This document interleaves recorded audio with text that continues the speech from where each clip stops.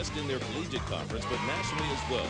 Their quest for another MEAC crown continues today, but they'll have to get past Florida A&M, who's looking to play the role of the spoiler. It's the MEAC Bowling Championship, and it's next on ESPNU.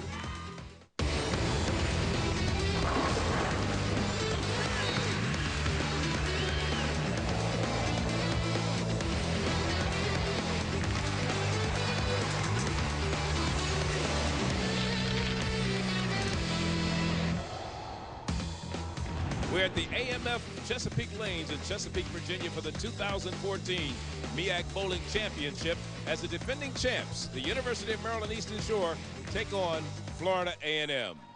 Let's check out the brackets and how these teams got here. We'll start with University of Maryland Eastern Shore. They came in as the #1 seed, beating Coppin State, Norfolk State, and North Carolina A&T, while Florida A&M came in as the #6 seed with wins over Delaware State. They lost to A&T.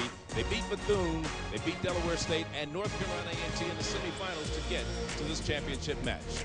Hello, everyone. Charlie Neal, along with PBA Hall of Famer Randy Peterson. Welcome to Chesapeake Lanes. And when you look at this Maryland Eastern Shore team, 5 of the last 8 MEAC Bowling Championships have been won by the Lady Hawks. As far as Florida A&M, the last time they were in this championship was 2009. They lost that one to Delaware State. Can they win it today? Well, I think that's a great question, and the answer is I don't think so. I mean, Maryland Eastern Shore has way too much firepower. They came into this event as the team to beat. They totally dominated the event, going undefeated in match play. Like you mentioned, they're the defending champs. This is the team that everybody looked at having to go through to get to this championship.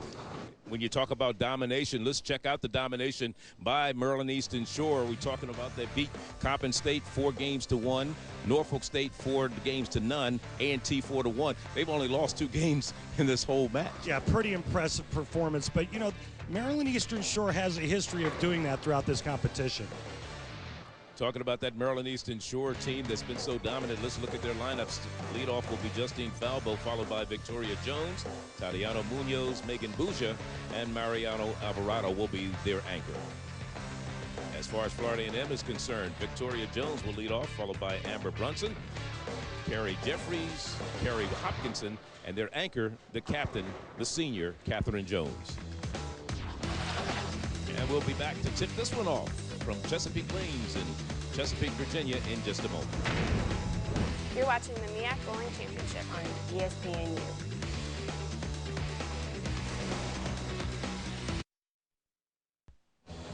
Welcome back to Chesapeake, Virginia, as we continue with the 2014 MEAC Bowling Championship. Let's revisit the Baker format as we get ready for our second best-of-7 match of the day. Baker format is a 5-person team event. Each player bowls 1 frame. Patterns repeat for frames 6 through 10, and the match is the best-of-7 series. Now let's revisit how we got to this particular point. University of Maryland Eastern Shore, who had lost only 2 games going into the championship, came into the championship game against Florida A&M. In fact, led in that championship 3-1, trying to wrap up their 7th MEAC crown, but Lady Rattlers of Florida A&M rallied, winning games 5, 6, and 7 to force another best-of-7 series, Randy. It was a great comeback by Florida A&M. You know, that their game plan was simplistic, and you touched on it before. And what the Coach Brown had preached was make your spares. And you could tell they were well practiced. They kept the ball in play, and they made spares. And they forced the action back on University of Maryland Eastern Shore. University of Maryland Eastern Shore was not able to string strikes. They had a lot of open frames and missed spares. And guess what? We're finding ourselves back to where we started. Another best 4-out-of-7 game match for the title. And more importantly for University of Maryland Eastern Shore, first-year coach Kayla Bandy has decided to change her lineup around. She's going to lead off with Val Riggin, who was the #2 bowler who came on after Victoria Jones had started. As we look at Victoria Jones on the other side for Florida A&M, and she starts off this game 1 of this next best-of-7 series with a strike. So Valerie Riggin will lead off for University of Maryland Eastern Shore. She'll be followed by Palaio, Sarah Palaio, and then Tatiana Munoz will stay in her number 3 position.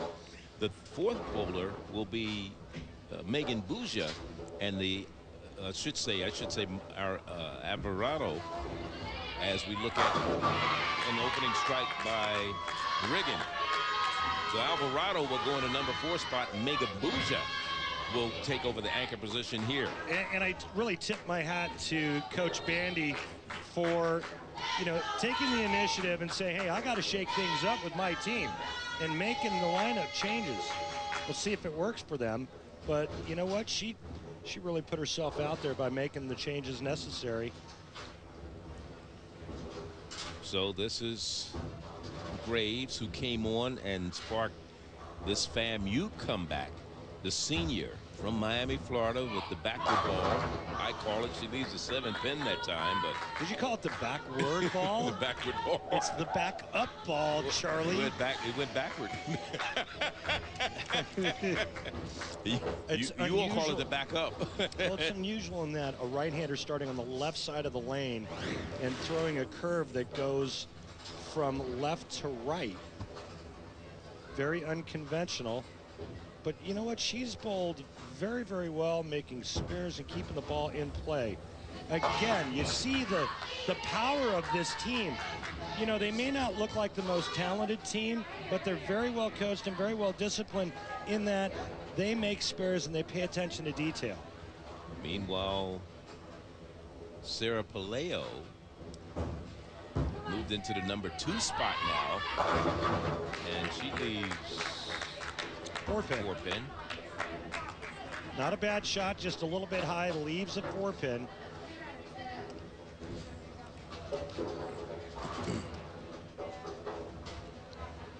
Palaio, her 2nd shot.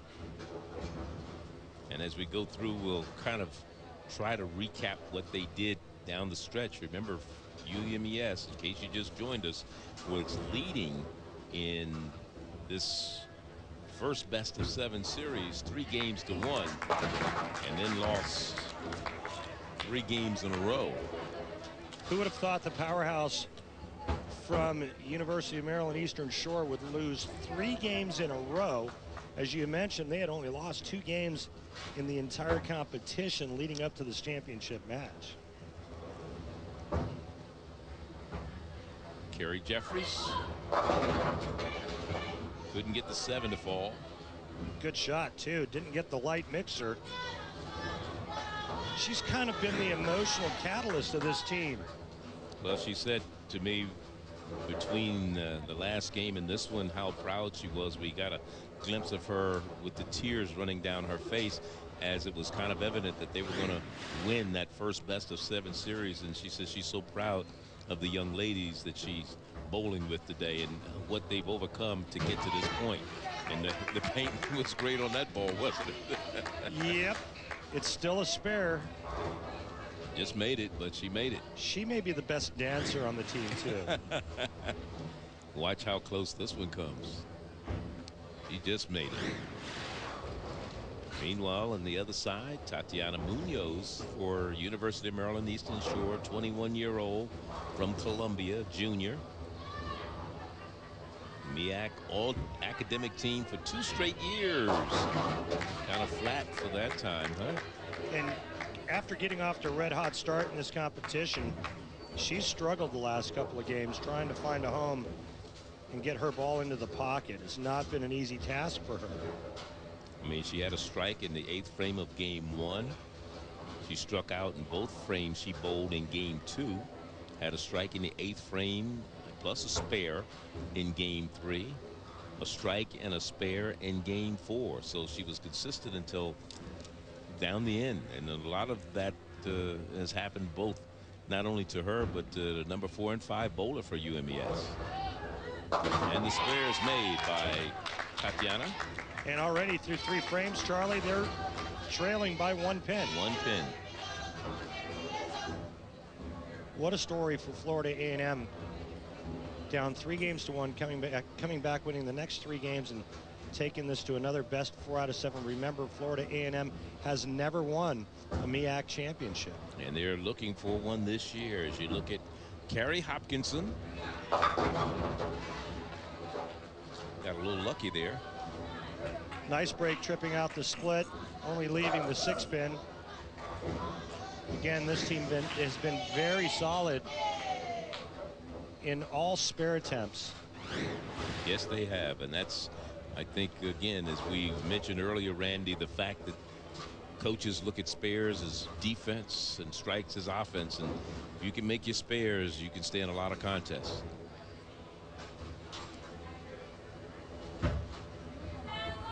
And the spare is made by Carrie Hopkins.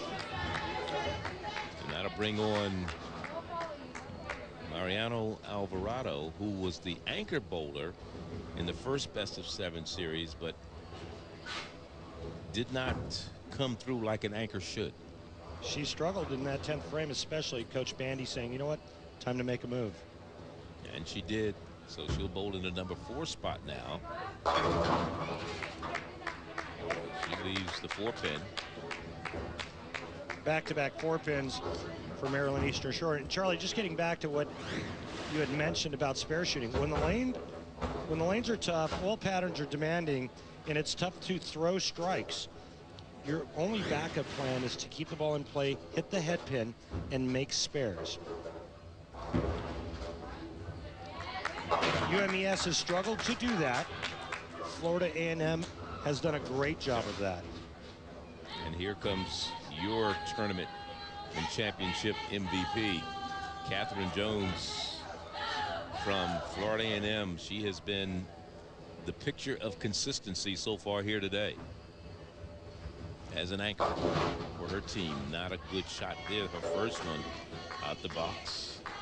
And this game 1 of this next best-of-7 series puts FAMU about 3 pins down. You know, the other factor in this second best 4 out of 7 is the fatigue factor. Yeah, it's a long day.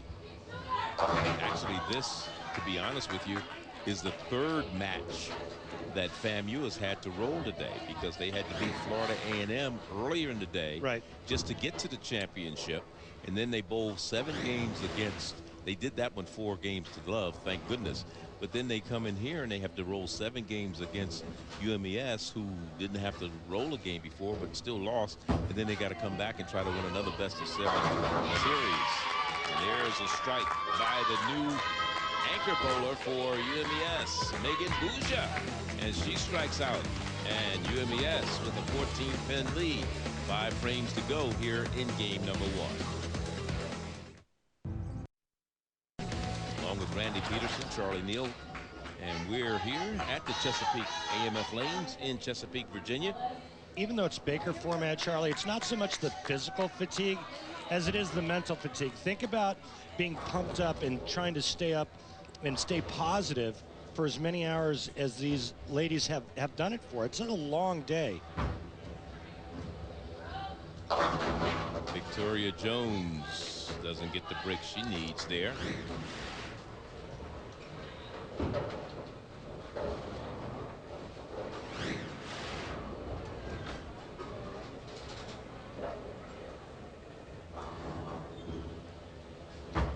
Second shot for Victoria Jones, misses the spare, leaves 1 standing.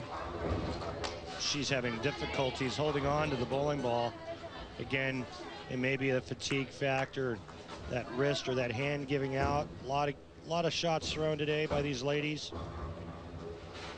How about the keys? And let's revisit them for Maryland Eastern Shore as we look at Valerie Riggin. Well, it was all about pressure, applying pressure to Florida A&M, not getting cocky, not getting caught up in the legacy that's behind UMES. And then last but not least, no layups for the other team. You got to make them beat you. What I mean by that is no silly mistakes, missing single pin spares, open frames, openings that you're giving your opponent. That's the layups you don't want to give to Florida A&M when you're trying to win another title for Make UMES. them hit the half-court shots, huh? Make it make the threes all day. Second shot forthcoming from Val Riggin. Reagan did not start the match. Came on in the good spare though. Came on in the second game for Coach Kayla Bandy, and she's a good spare shooter. She's done very well. She's a very good spare shooter. How about the keys for Florida A&M now that they have forced this second best of 7? Again, make the spares, which they've done a great job of. Ride the wave. You know, all the momentum is in their court. And then last but not least, your anchor bowler must perform in the clutch, which Catherine Jones has done up to this point. Let's see if she can continue as we look at Robin Graves. Leaves the 7 once again.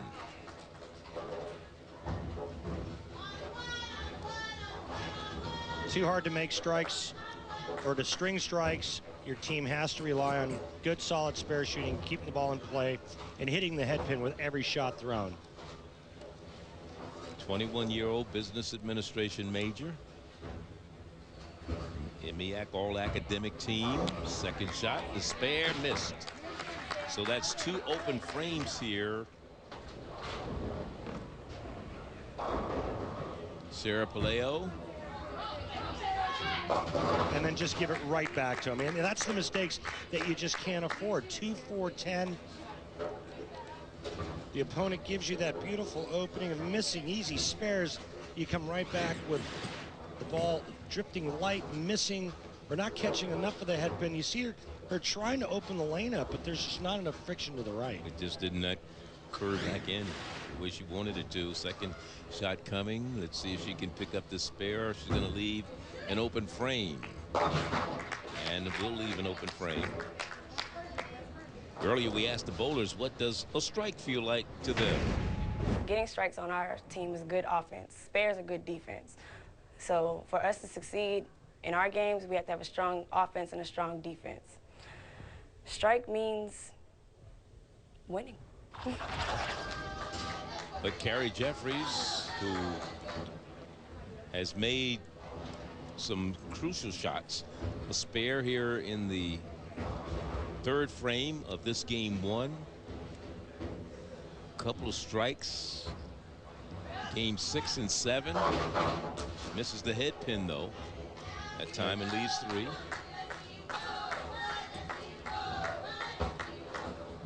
Probably the worst shot she's made in this championship match.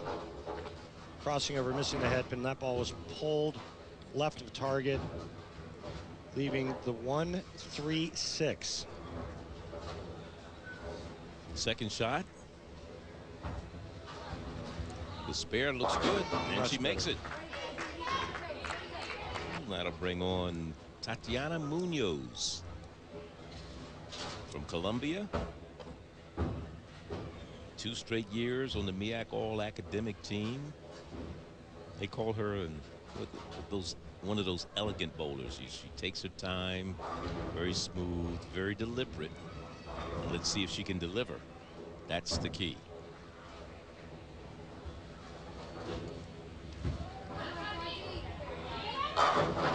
Just missed the 10. Pretty good shot though, and that's what you're looking for. As a coach, as a player, you're looking to keep the ball in play. Don't hand it to your opponent. Remember that Florida A&M has got only 1 strike this entire game, 3 consecutive open frames. Keep the ball in play around the pocket, make your spare, move on.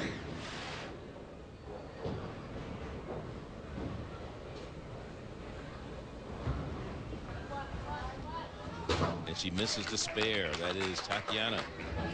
Leaves 1 standing, so the 9-pin, the 1-pin standing spare, a terrible mistake. Right now getting up for Florida A&M, Carrie Hopkinson. She's been really good throughout this competition. She's thrown a lot of strikes. She likes playing the outside part of the lane and hooking the ball just a little bit from right to left. Let's see what happens. It's in the pocket. Missed a 10. She missed it just a little bit at the bottom of the swing. She didn't quite catch it all, and that made the ball a little bit flat as it entered the pocket. Remember that bowling is a power game. Speed and revolutions is what Carrie's those off hits. Watch this ball. It's going to hit weak. The 6-pin's going to go to the sidewall. That's the 2nd pin to the right, and just lay there in the flat gutter there to the right of the 10-pin. Rather than going to the sidewall and then clipping that 10-pin out. And what enables that 6-pin to do that is power. Snapping that wrist at the bottom of the swing, getting your thumb out of the ball quickly. That creates revolutions. So the spares picked up. Power and revolutions, man, that's what it's all about. You know, our #1 player on the tour, Jason Belmonte, throws it about 21 miles an hour with about 600 RPMs. So it's spinning and it's fast. It's going down the lane. It's going to do some damage. It's going down the lane with bad intentions. Mariana Alvarado. Split. Another huge mistake. And this is going to let Florida A&M right back in this match. The Big Four, probably the toughest split that you could try to convert. It's only been made once in the history of bowling on television. That is a tough one. Well, let's see what she does. This match is all even now. Even as we go to the anchor bowlers for both of these squads, starting with Catherine Jones for Florida A&M, who in the 5th frame here in this game, #1, left it open frame with a 6-3. But here we got a strike. That's what she does best. And that's Catherine Jones at her best. Hey, were you listening to me when I was talking about the keys? Remember I said something about the anchor bowler must be clutch? And she's been clutch all day. You don't think I just make this stuff up, do you? No, we watch Catherine Jones. It's called deductive reasoning. And her name is not Zita, and the middle name is not Zita.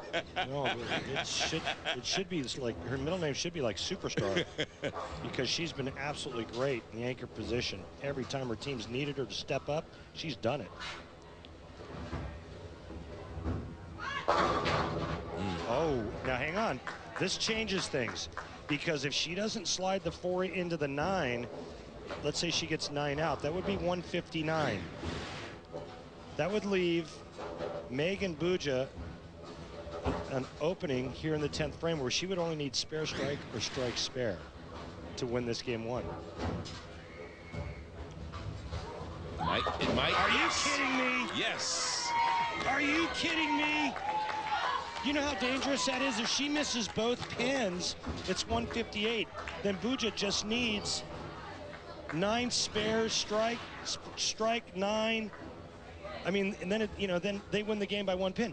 Now you don't even make that shot half the time. No, now Buja needs a double. Yeah. She needs a double to win this game. And let's see we what have the Megan possibility of a tie. Gotta have it. No. Pocket 7-10 split. Game over unless she makes the 7-10 split. This is going to be potentially 4 consecutive open frames in a row for UMES. Just absolutely unbelievable, the turn of events in this game. And it would give them 4 straight wins. Just think if they'd have done that. 4 open frames in a row. 7th, 8th, 9th, and 10th. Unbelievable. They're going to bring in the southpaw to shoot this.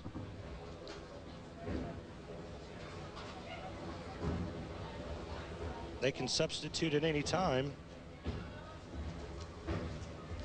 This is going to be 4 wins in a row. Victoria Jones, remember she started.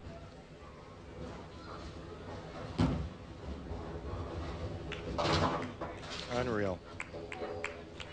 What a turn of events. 160 to 149.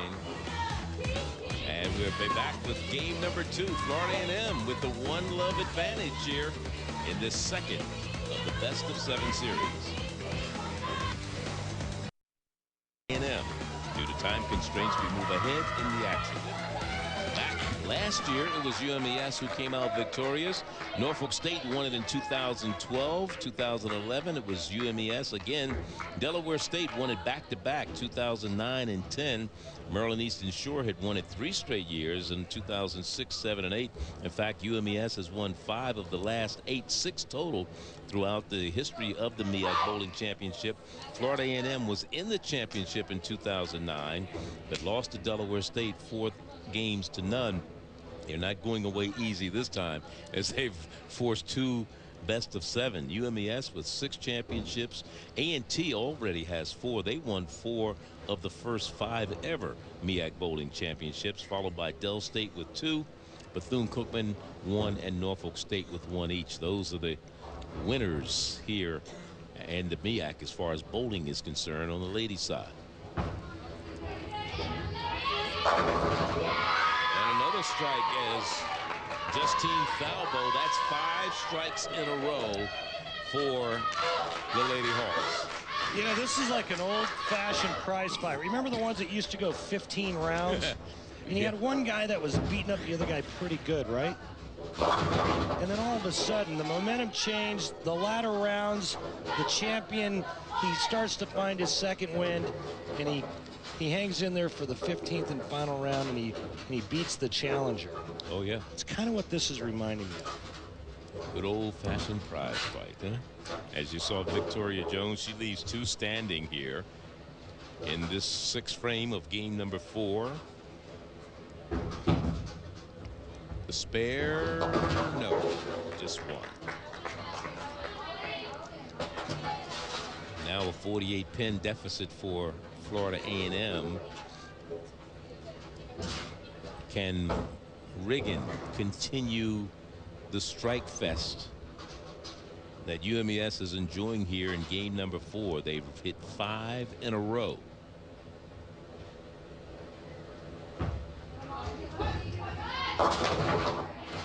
Well, 5 in a row is still good. 5 in a row is really good, especially in a Baker format. It's easier to roll 5 in a row if you're going back-to-back with yourself. But when you have interchangeable parts. Correct. Much easier when you're doing it solo. Very hard to do in a Baker format, especially with an oil pattern that's extremely tough and demanding.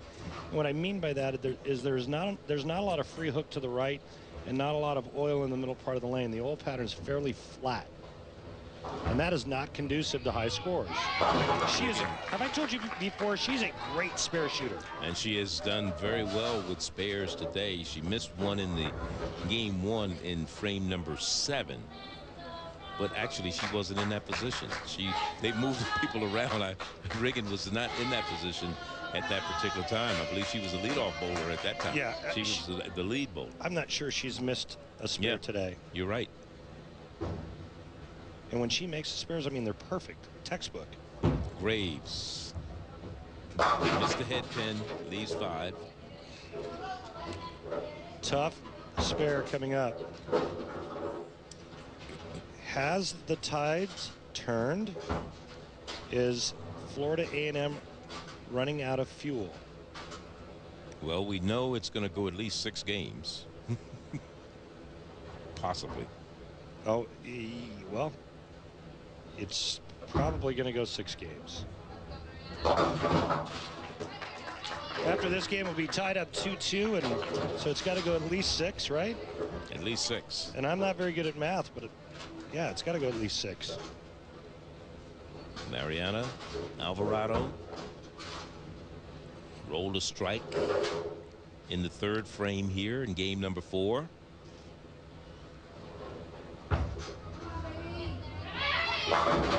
Just missed a 10-pin. Very good shot. She made the ball change last game, and this bowling ball looks like it's making the right moves for her down the lane. It's coming off the end of the pattern and then starting to go to the left right here. Pretty good shot. And then the 6-pin up and around the 10.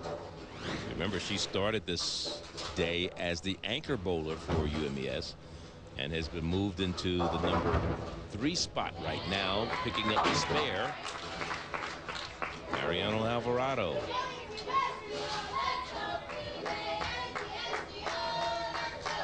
Aerospace engineering major, MEAC all academic team, first team all conference selection. Was a 2008 under 16 Pan Am's Games champion in San Salvador. Meanwhile, Carrie Jeffries. And Carrie now with her second strike in this game number 4.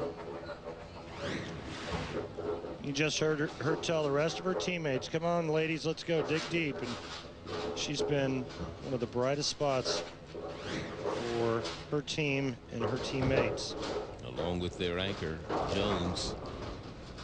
Very pleasant young lady, always a smile on her face. Saw her shed some tears of joy earlier when her team was doing so well in that first best-of-7 series. As we look at Tatiana Munoz. Wow.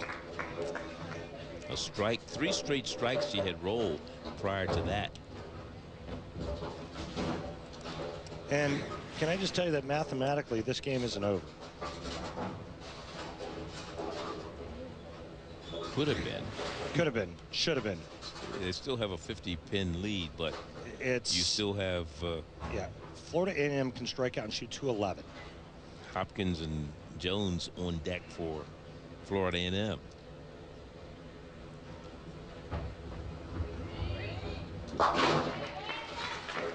Right now, UMES has 199. If they open the 10th frame again and Florida A&M strikes out, Florida A&M wins the game. 38-pin lead now for UMES. Let's see if they can hold on here with Carrie Hopkinson on deck. Got to have this one to have any chance of winning this game.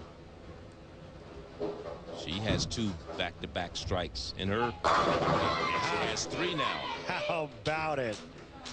I mean, this is just good stuff. Carrie Hopkinson with 3 back-to-back strikes for her. Earlier, we asked both coaches about the importance of the anchor position. The anchor bowler is kind of who has the best ball reaction, who's matching up to the lanes, who has it all together mentally and physically to close out the match. It's the clutch mentality, the strong will, the ice cube. When it comes down to, you know, having to get 2 strikes in a row, you want to have someone who you can depend on physically as well as not worried about winning or losing, just knocking down 10 pins in 2 shots. Now the anchor bowler, Mega Buja for UMES. A strike in the 5th frame. And a strike here to lead off frame number 10. That's a big one.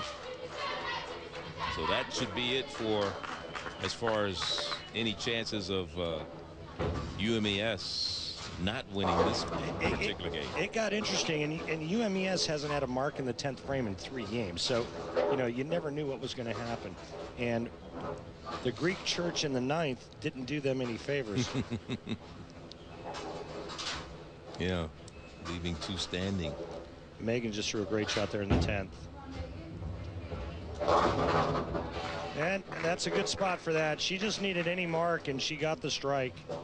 There's one more shot coming here in the 10th frame of game number 4. And a win by UMES evens this best-of-7 at 2 games apiece. So back-to-back wins now for UMES after going 0 for 5. 0 for 5. Yeah, that's crazy. So UMES with a 218. They lost the first 2 games of this best-of-7 second series. Won the last 2. Catherine Jones with a strike to open the 10th frame for Florida A&M, but it still will not be enough as they're still down 17 pins. Their last 3 bowlers, Carrie Jeffries, Carrie Hopkinson, and Catherine Jones, have been so solid throughout this entire competition, but especially today in the championship match, they've been really, really good.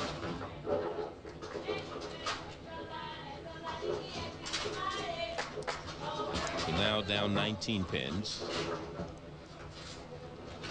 Spare ball. 8 split. Almost. Very good effort by Catherine Jones, but 198 is all they can put up in this one and give this one to UMES. Game 5 coming up with it all tied at 2 games apiece. You are watching the MEAC Bowling Championship on ESPNU. A&M. Due to time constraints, we move ahead in the action.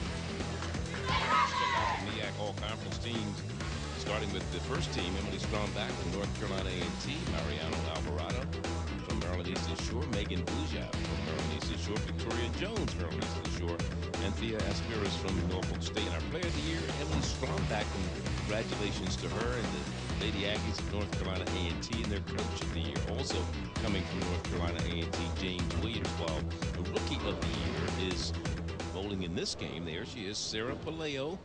She's from Maryland Eastern Shore, and she is the MEAC Rookie of the Year from Distrito Federal, Mexico, 19 years of age. Here we are with game number 5 of this best of 7 MEAC Bowling Championships between Florida A&M and UMES. It's all tied at 2 apiece. This is the second of the second best of 7 series, and a 4-pin lead by Florida A&M. A win by them gives them a 3-2 advantage. A win by UMES gives them a 3-2 advantage, with game 6 forthcoming.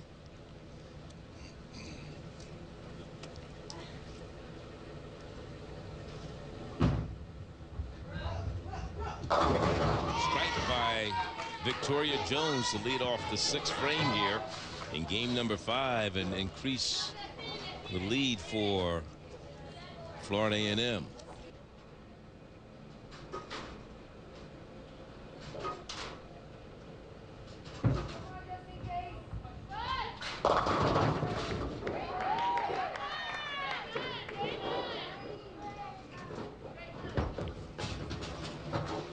She made a ball change there and went something that hooked a little bit less. Remember the last time we saw her first frame at the start of this game, she went Greek Church.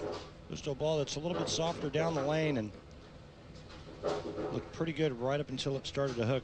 How many balls did you used to carry with you on a tour? Man, when I was competing, I'd carry 15, 18, 20 balls with me from one stop to the next. Now, were there a lot of plastic balls, spare balls back then? Oh, no. Now, how far back are you going, Charlie? I mean, are you dating me like when I first started? So like when I first started, we used urethane. About 72 years ago when you first started. When we first started on tour, we had plastic and urethane. Okay. So that's all we used. And back then we may have carried 10 balls with us. Mm-hmm. But since the introduction of reactive resin, that changed the entire game. Now it's a big equipment game. You better have all the tools necessary in terms of equipment, or you're behind the 8 ball. So you're going to carry more balls today than you did back then? Twice as many. Okay. There's players that carry 18, 20 balls with them and will drill 2, 3, 4 new balls a week. Why would you have to do that many new balls in a week? Because the oil pattern in the surface is presenting something to you that you haven't seen in terms of reaction. You're trying to dial in a certain ball reaction. Nice spare by Brunson. April Brunson back in the lineup now for Florida A&M, and she picks up a spare here, and her team with a 5-pin lead over UMES here in game number 5, and we have Rigg on deck. They're still looking for their first strike, Charlie, of this game. 7th frame.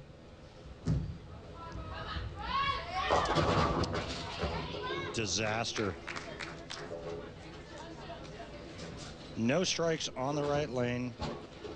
If they lose this game, they'll have to win 2 more to win the championship, which means they'll have to win on the left lane and then come back to this lane.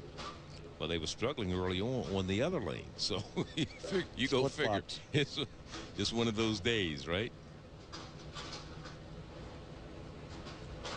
Valerie Riggin Second shot, tough spare to pick up.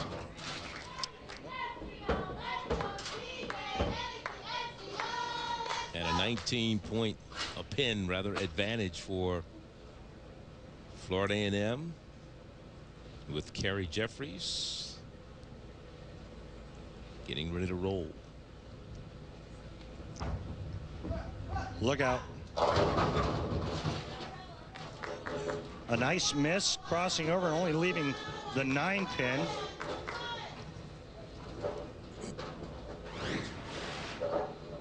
See, this bowling ball catches just enough of the head pin to create some pin action. 9-pin, the last and only pin standing.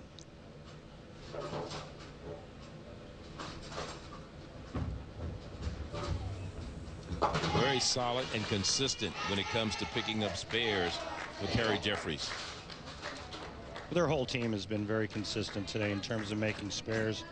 They may not have the prettiest strike balls going down the lane, but they cover spares and they put it back on their opposition.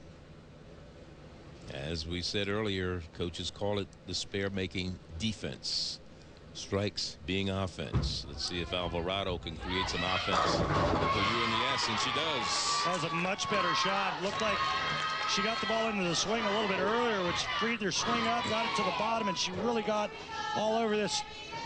Great shot right over fourth arrow, and the pins cooperate. With Carrie Hopkins, who has 4 straight strikes going for her, but this time she leaves a split.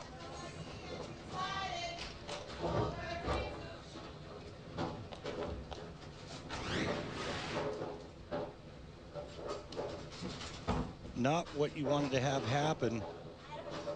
Go light, leave the 210, especially when you have the lead.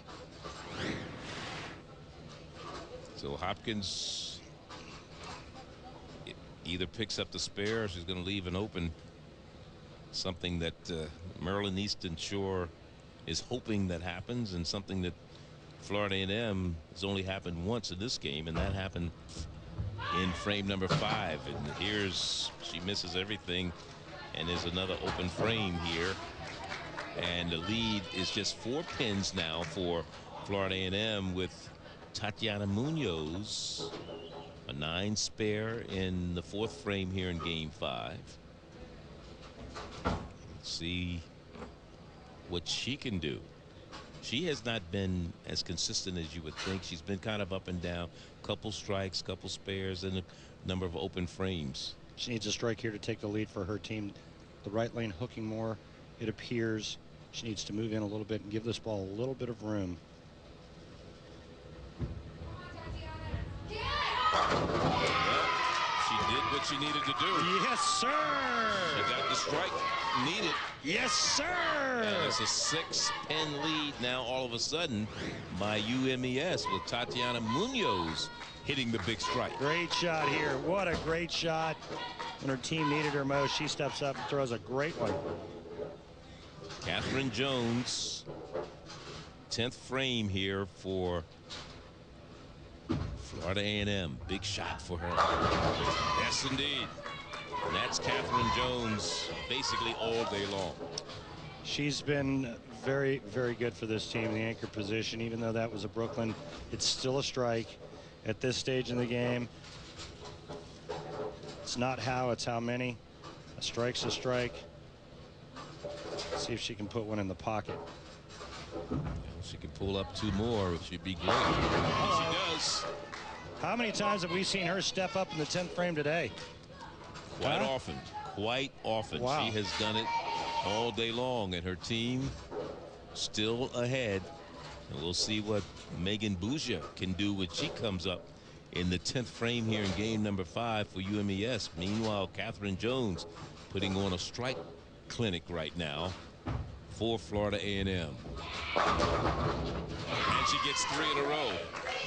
She just forces Megan Bougia to get the first strike here in the 10th frame, and then good count. If Megan does not strike on this first ball, Florida A&M takes a 3-2 lead. She has to strike on this ball.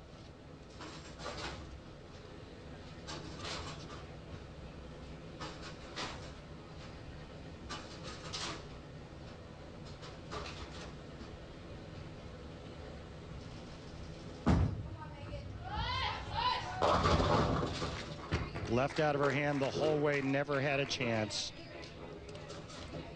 And that's what pressure will do to you. Down 7 pins right now.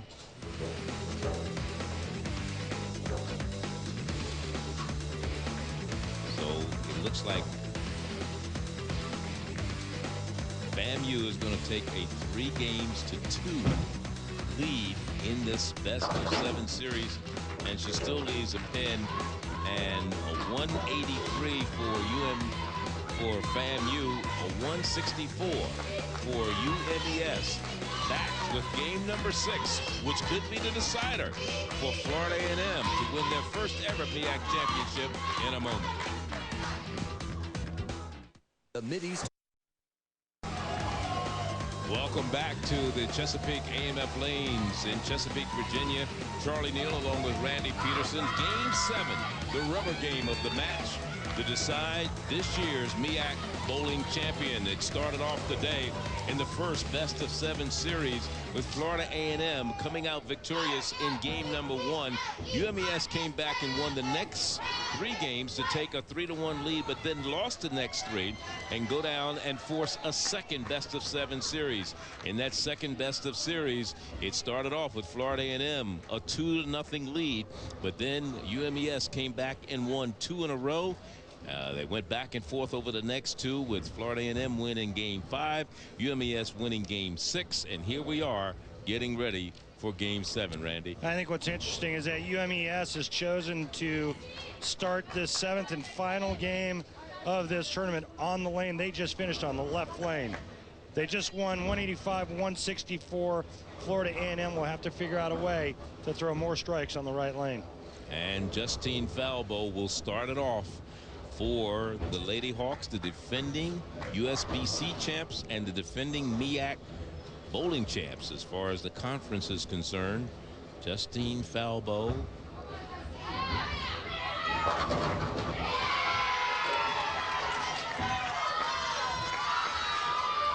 You think they're feeling it? This is the 14th game that they bowled today. This will be game number 18 for Florida A&M. They had to bowl 4 games prior to meeting UMES in a semifinal against North Carolina A&T. Victoria Jones is leading it off. Back-to-back strikes in game 6, plus a 6-frame strike in game 5 for Florida A&M.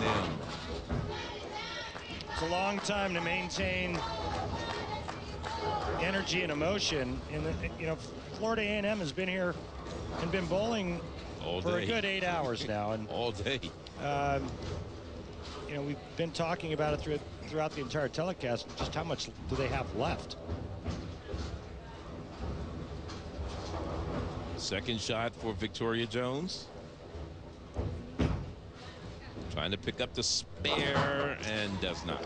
And not the way you want to start, especially since UMES gets off to the hot start with a strike to start this 7th and final game. An open frame is not what Florida A&M has done a lot of in terms of missing spares. No, they have not. We've made it to this point. They have been very consistent when it came to making spares. Val Riggin for UMES. 2 left from Vista, California.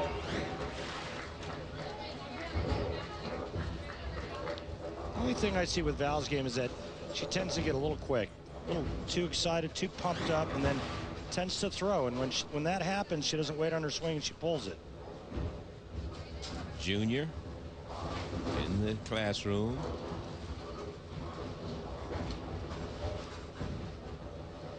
High school bowling team won their league title back in 2010 at Rancho Buena Vista High. She picks up the spare. Probably the best spare shooter on that team. You can tell that she's put a lot of work into that part of her game. Coach Caleb Bandy did not change her lineup for this 7th and deciding game, as Amber Brunson is on deck for Florida A&M. Brunson started the match today, gave way to Robin Graves for a moment, and now has been back here in the lineup for Coach Karen Brown. Her first shot. Wow. Leaves 6 or 5 standing, actually.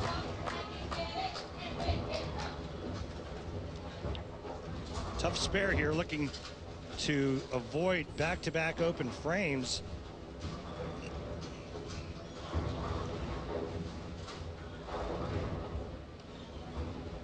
Again, part of their strengths throughout this competition has been spare conversion. And there's 2 back-to-back open frames to start this off for Florida A&M. Not the way I'm sure Coach Karen Brown would like to see her team right now, with this UMES squad with a 22-pin advantage already, a strike and a spare to start it off, and Tatiana Munoz getting ready to roll.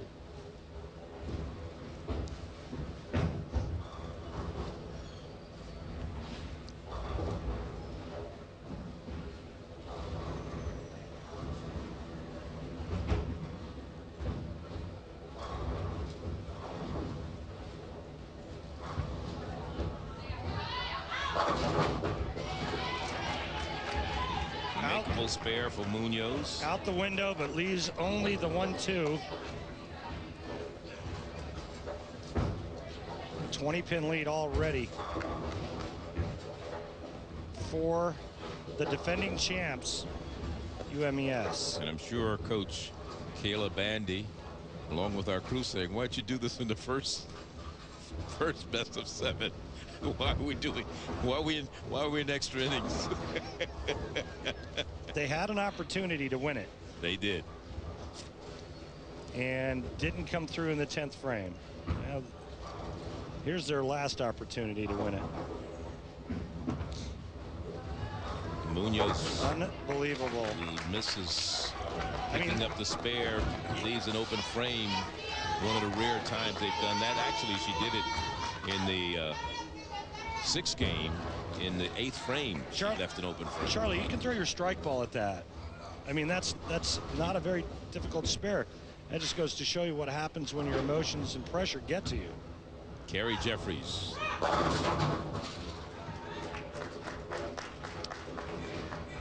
Florida A&M looking for their first mark of any kind in this 7th and deciding game. And also looking for their first MEAC championship. And you can always see the disappointment, already see the disappointment on the face of Jeffries, frustrated that the team is not doing well and in danger of losing this after they fought so hard and so valiantly to get to this point, forcing a game 7 in the 2nd best of 7 for the day. And she does pick up the spare. They get the first mark, as you said, here in this game 7. But they're still down 9 pins with Bougia, Megan Bougia, on deck for UMES.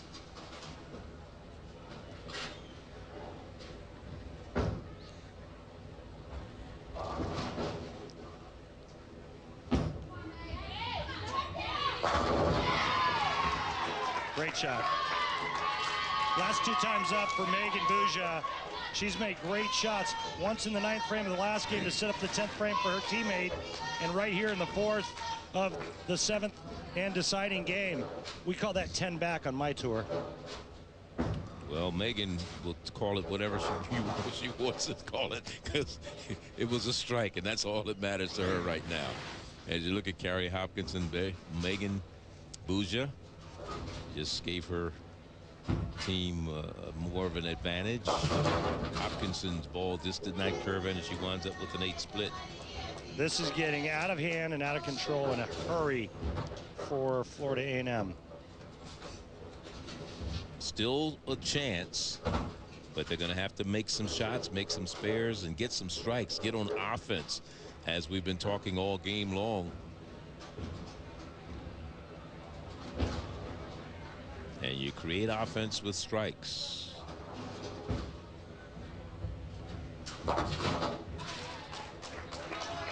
So 3 open frames so far in Game 7 for Florida A&M. First frame, second frame, and this the fourth as we look at Mariano Alvarado, the anchor bowler now for UMES. Closed out game number 6 in fine fashion with a pair of strikes in the 10th frame. Look out. Left of left out of her hand. And she got lucky, didn't she? I mean, and that's just a big shot. Her team could have taken a 32-pin lead halfway through this game. She steps up, pulls it right through the face. Now, can she make the 10-pin? And one she left standing. Pressure of the MEAC championship. All the games, all the shots being thrown, all the hours of energy and the ups and downs that go with it. Nice spare there.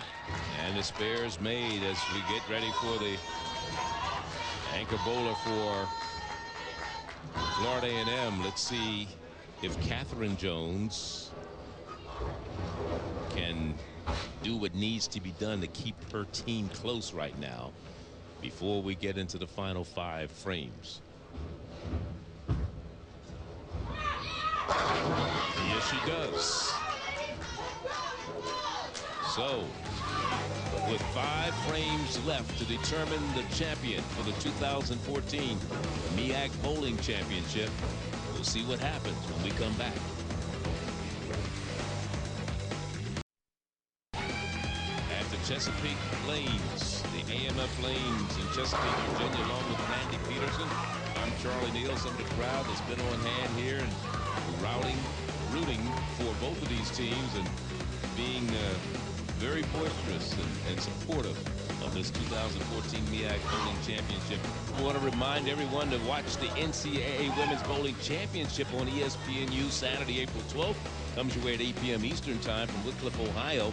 And you can find out which MEAC teams make the field by visiting ncaa.org for more information. Let's check out the latest 10-Pin Coaches Association poll.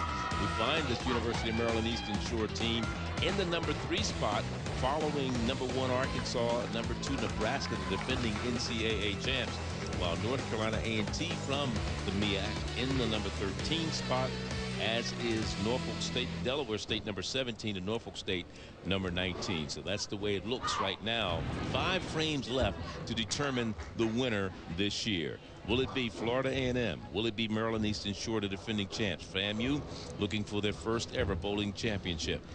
Maryland Eastern Shore, well, they've been here before. They're looking for their 7th in the school's history. And leading off here in this 6th frame, Justine Falbo. A strike to start it off in frame number 1. Let's see, trying to wrap it up. Gets 9 to fall. Charlie, 9 spare is good. 9 spare is just fine. It's the open frames you want to avoid because Florida A&M has to prove that they can throw enough strikes to get back in this match. You can get 9 spare and force the other team to throw or string strikes. That's what you have to do. They're in the lead. Florida A&M has to catch them, but don't give them pins by open frames and missing easy spares. At one time, the pressure was on Maryland Eastern Shore. Right now, the pressure shifted back to Florida A&M. Because, of course, when you're the defending champ, everybody's shooting for you. You right. have everything to lose and nothing to gain. But Agreed. FAMU just the opposite way. I agree. So the spare by Justine Falbo gives them a 21-point lead with Victoria Jones coming up. She left an open frame in the first frame of this game number 7 after back-to-back strikes in the 6th game.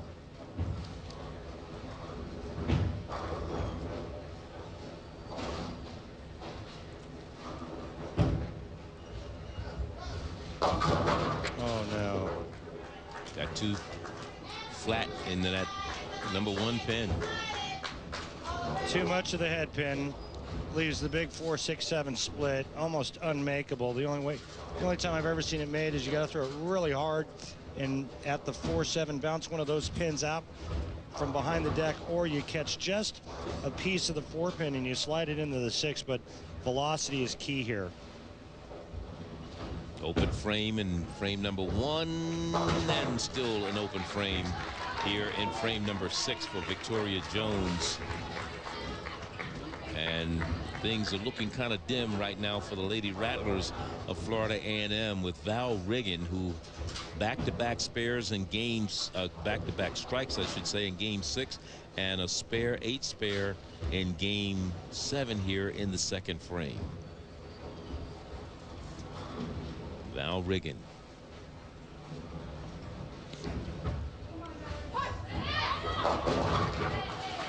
Nice break, avoiding the big split. And right now, all they want to do is fill frames. By filling frames, that's either a strike or a spare in that frame. No opens. Only one open frame for UMES in this game 7. That was 3rd frame by Munoz. 3-4 open frames for Florida A&M in this game 7. And the spare picked up that time by Riggin. She's been automatic. So 4 frames open for Florida A&M, which will probably spell their downfall here in terms of this championship quest. And one of those that left an open frame was this young lady, Amber Brunson, a 5-4 in the 2nd frame. This her 7th frame bowling, her first shot. A very similar type of shot that she had in the 2nd frame, only she carries the 6 and the 10 out. Now just leaving a 1-3-8. Tough spare conversion. An open frame here could possibly be the end for Florida A&M. They just don't have enough firepower to come back and string enough strikes. You would need not only to string strikes, but they would need open frames from UMES.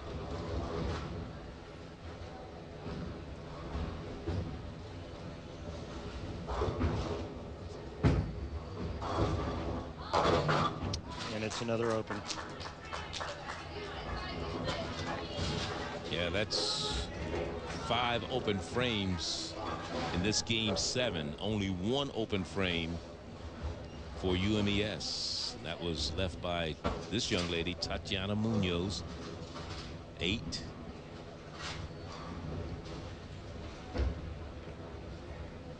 Failed to pick up a spare in the 3rd frame of this game. The only open frame for the Lady Hawks. Just a few bowlers away and a few pins away from winning their 7th MEAC championship and 2nd in a row. And there's a strike. That might have done it. That might have done it, Randy. Well, it brings them that much closer to defending their crown. That's the 3rd strike they've had in this game 7. A very, very important and deciding game as Carrie Jeffries will try to keep her team close.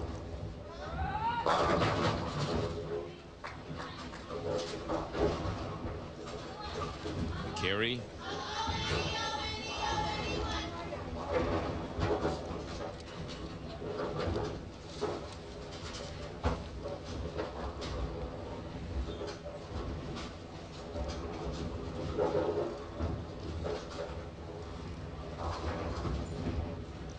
And the spare is missed. And that's the 6th open frame for UMES. They're down 53 pins, and you see the frustration, the agony on the face of Carrie Jeffries as Megan Bouja, back-to-back strikes, 9th frame of game 6. She leaves the 10 pin here in the 9th frame of game 7 with a makeable spare. Well, Florida A&M just would not go away. They look like they ran out of gas here in this 14th game, their 18th game they've bowled today. And it was just a gallant effort by the Lady Rattlers. It just it says a lot about where their program is headed and where Florida A&M bowling is going. I mean, what a great performance, a gutsy performance, and how hard they fought all day long. It's just a testament to their skill level, their coaching, and their school. And they have nothing to be ashamed of. As you look at Karen Brown, she's done a great job in her second year as the head coach of the Lady Rattlers of Florida A&M. As you look at Carrie Hopkinson, leaving the 10 pin also.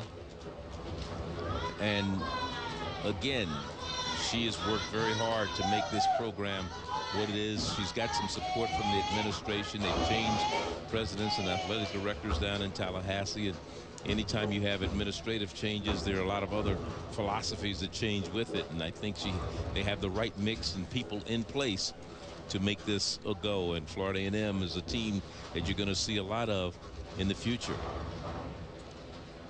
Only one senior on the team. No, two actually. Graves and Catherine Jones, both seniors. So 4 new players coming in next year. She's already recruited, told me about. Add that to what you have. There's only 6 players and 6 bowlers here. As you look at the Alvarado leaving the 10 pin, the anchor bowler for the University of Maryland Eastern Shore.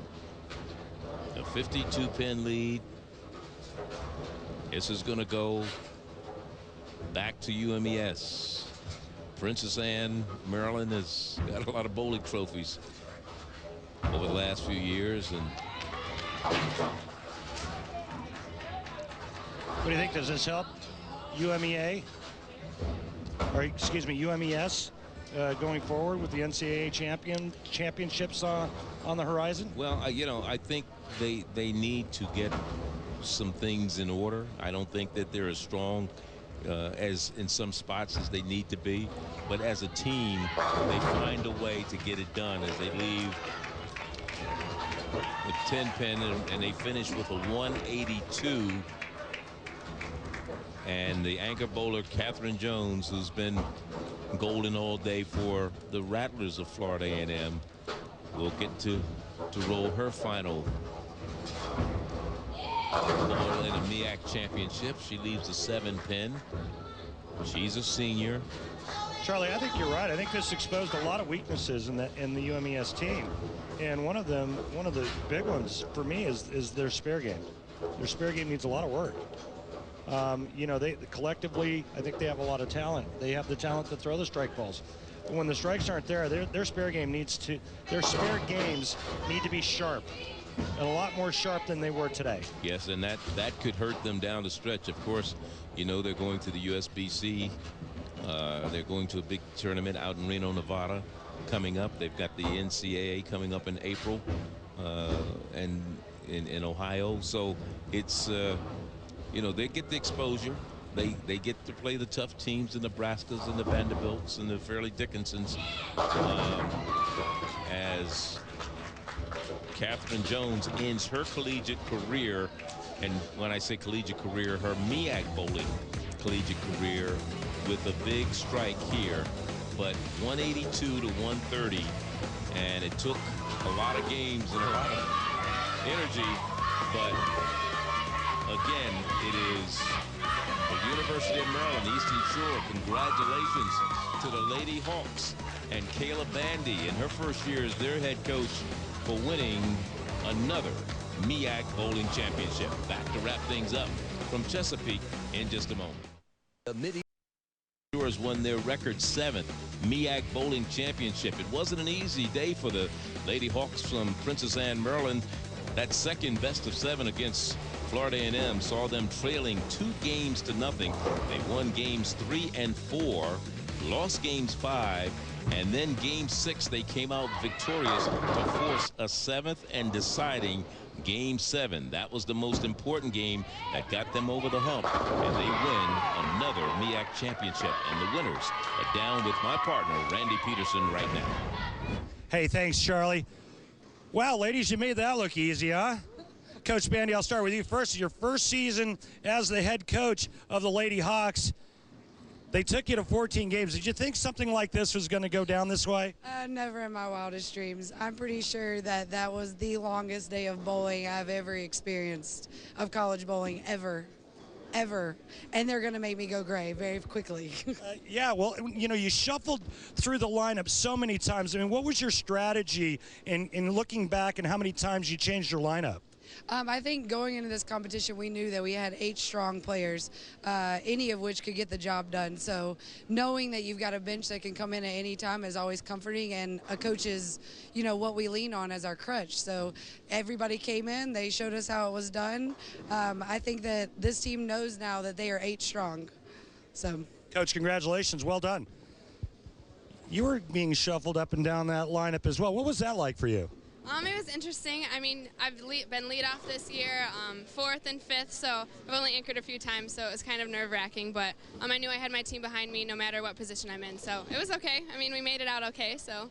What does this mean to you, being that you're the only senior on this squad and defending the MEAC championship? What is that like for you?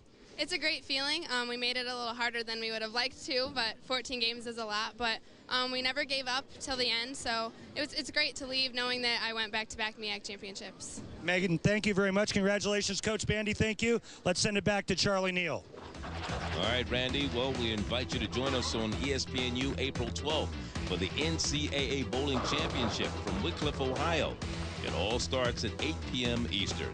For Randy Peterson, I'm Charlie Neal, and we'll again say congratulations to the University of Maryland Eastern Shore for winning the 2014 MEAC Bowling Championship.